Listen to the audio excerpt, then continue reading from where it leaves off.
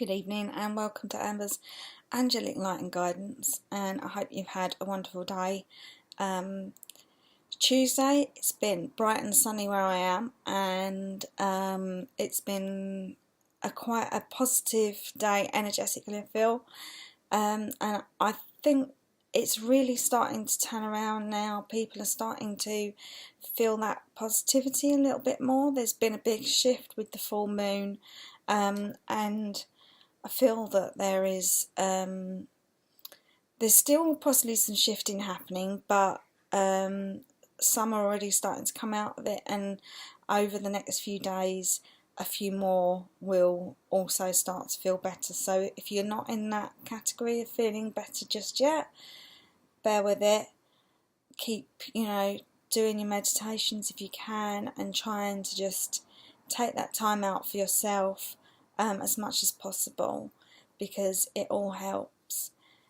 Today's card that I've chosen is Be Your Best Self Always, and it's a beautiful card. It's about realising that we have choices, and we have the choice to feel certain ways sometimes, and we can choose to be positive. We can choose to see the positive in any situation.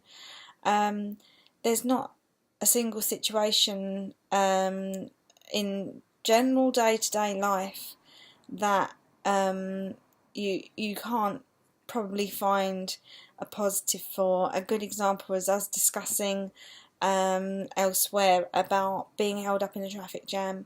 It could be that delay saves you from being involved in an accident yourself, for example. Or somebody calling you just as you're about to leave, making you late. But again, that delay can be for a positive. And just seeing that and recognising it and feeling it as well.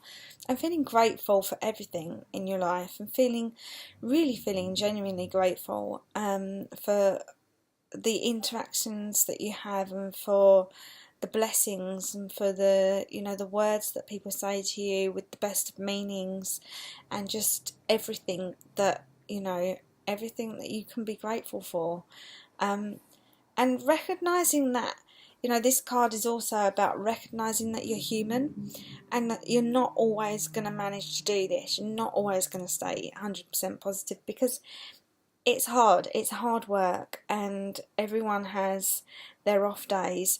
And there's a little saying that a friend of mine mentioned previously, or a few people I think have used the terminology before, and I love it.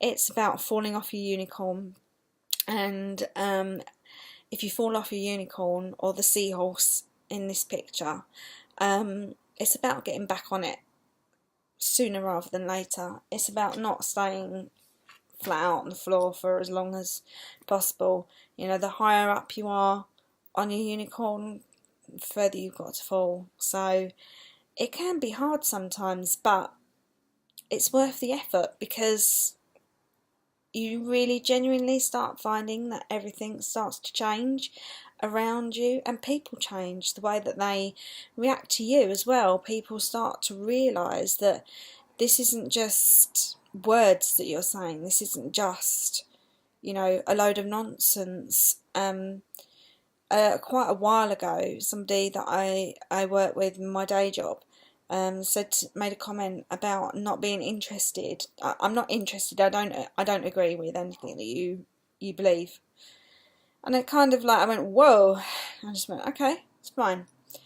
And I just haven't sort of forced the issue. I haven't mentioned much to him since, and I've just kept being myself, being positive, and then today I had a conversation, and I said, I know that you don't necessarily believe the stuff that I do and everything else, but and then I went on to explain to him a specific coincidence that had happened, that had meaning, and you could see he was kind of processing it and thinking, okay, and I've just given him that time. And sometimes that's what you need to do, is just give the other people around you a bit of time as well to process and to recognise and understand things a little bit more.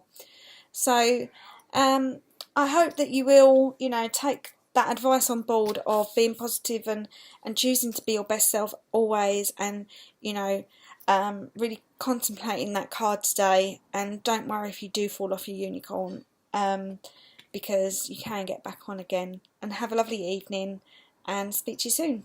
Bye bye.